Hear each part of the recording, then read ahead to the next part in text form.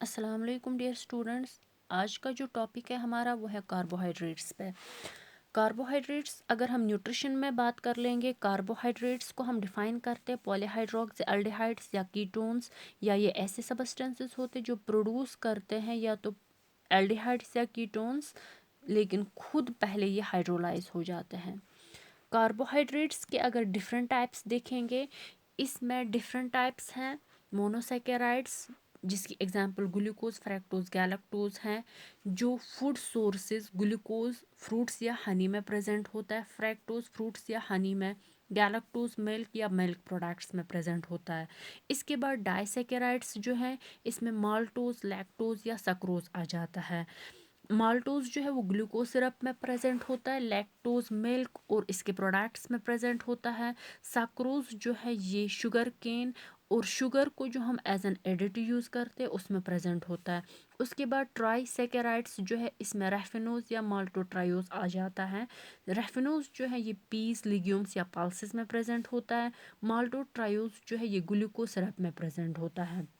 اس کے بعد ٹیٹرا سیکرائڈس جو ہے، اس میں مالٹو ٹیٹروز یا اسٹیچوز آتا ہے. مالٹو ٹیٹروز جو ہے یہ گلوکوز سرپ میں پریزنٹ ہوتا ہے. اسٹیچوز جو ہے یہ بینس اور لیگیومس میں پریزنٹ ہوتا ہے. اس کے بعد پینٹا سیکرائڈس جو ہے، اس میں وربیسکوس پایا جاتا ہے جو بینس اور لیگیومس میں پریزنٹ ہوتا ہے. اس کے بعد شوگر الکوہل میں ساربیٹول، زائلیٹول اور مینیٹول ہوتا ہے. ساربیٹول جو ہے یہ تینوں جو ہیں یہ اونلی اور اونلی فوڈ انگریڈینٹس میں پریزنٹ ہوتے ہیں. اس کے بعد اگر ہم کاربوہائیڈریٹس کی بات کر لیں گے، یہ ہمیں انرجی پرووائڈ کرتے ہیں. انرجی ہمیں کیسے پرووائڈ ہوتی ہیں؟ جو فوڈ آئٹمس ہم کھاتے ہیں جن میں کاربوہائیڈریٹ پریزنٹ ہوتا ہے، ان میں میٹابولزم جو ہوتا ہے، اسی میٹابولزم سے انرجی ریلیز ہوتی ہے. اور جو پوٹینشیل انرجی ویلیو ہوتا ہے فوڈس کا، وہ ایکسپریس ہوتا ہے کلو کیلوریز میں. تو 1 گرام کاربوہائیڈریٹ جو ہے وہ ہمیں 4 کلو کیلوریز دیتا ہے.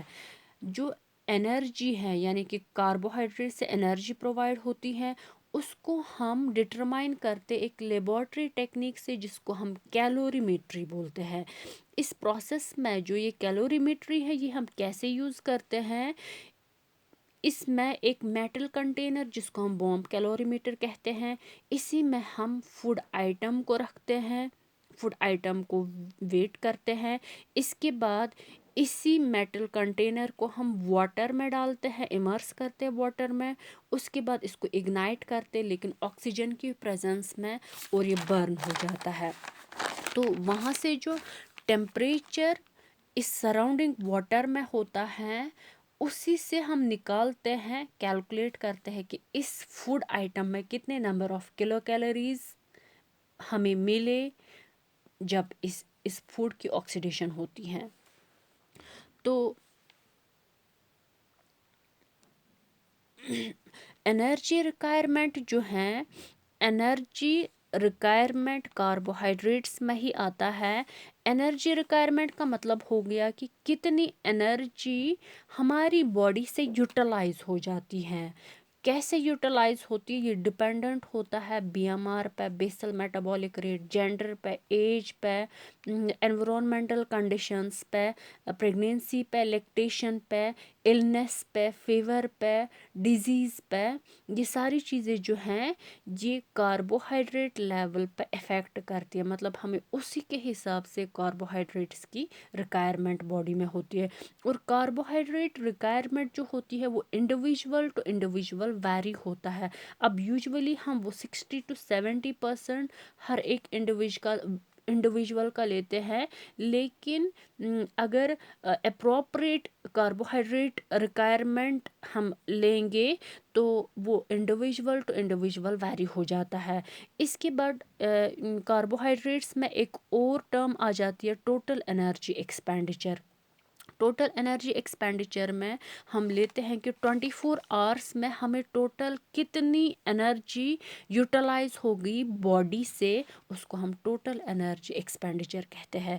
اس کے بعد اگر ہم کاربوہائیڈریٹس کے فنکشنز لیں گے، کاربوہائیڈریٹ کا جو پرائمری سورس ہے وہ گلوکوز ہے. گلوکوز سے ہمیں انرجی پرووائڈ کرتے جو ہماری باڈی سیلز تک چلی جاتی ہے. ہماری باڈی سیلز کو یہ انرجی پرووائڈ کرتا ہے. یا اس کے علاوہ یہ امپورٹنٹ ہے ہارٹ مسلس کے لیے بھی. اس سے پروٹین میٹابولزم بھی ہوتا ہے, مطلب پروٹین سپیرنگ افیکٹ اس کا ہے. یا اینٹی کیٹوجینک افیکٹ اس کا, مطلب نارمل فیٹ میٹابولزم کے لیے یہ نیسسری ہے.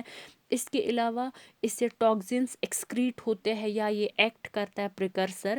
یا جو ہمارا گیسٹرو انٹسٹائنل ٹریکٹ اس کی جو فیزیولوجی ہے اس میں ڈائجیشن, ایکسکریشن, اسیمیلیشن, ایبزارپشن وغیرہ, ٹرانسپورٹیشن وغیرہ جو ہیں وہ ساری جو ہیں وہ کاربوہائیڈریٹ اس کے فنکشنز کو مینٹین رکھتا ہے. Thank you.